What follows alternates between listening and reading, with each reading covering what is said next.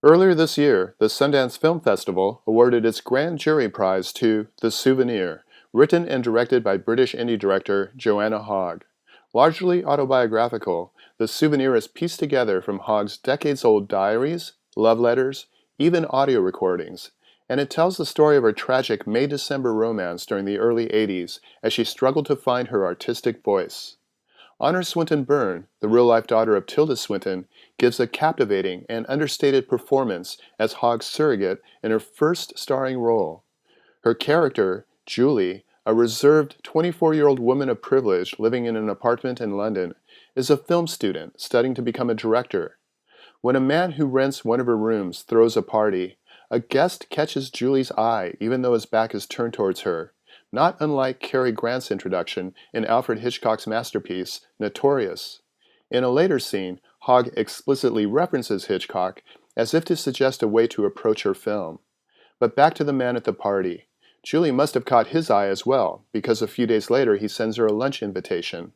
His name is Anthony, played by the charismatic Tom Burke.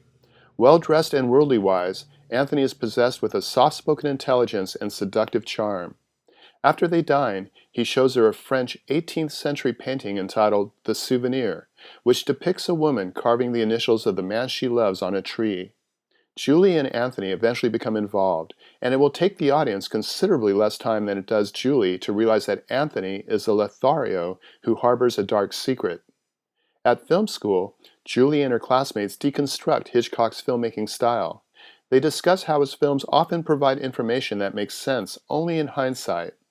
And Julie points out how he juxtaposes two images to create a third, unseen image within our minds. Therein lies the key to fully understanding and appreciating The Souvenir.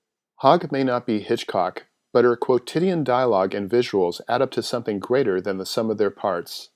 As Anthony and schoolwork compete for Julie's attention, close-ups of her typewriter provide subtle clues regarding her shifting priorities. A recurring motif of a pastoral scene filled with blue sky, and repeated images of elevator doors closing on Anthony provide depth and meaning to the film's final image.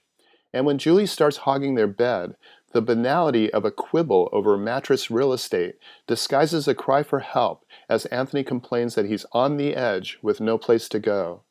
It's almost meta in the way Hogg constructs The Souvenir.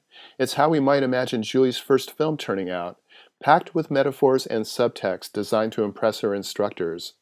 Hogg's command of the cinematic language might not satisfy those craving straight-up entertainment, but film buffs looking for an anti-blockbuster will find much to enjoy in The Souvenir. For KSQD's Film Gang, this is Paul Koneski.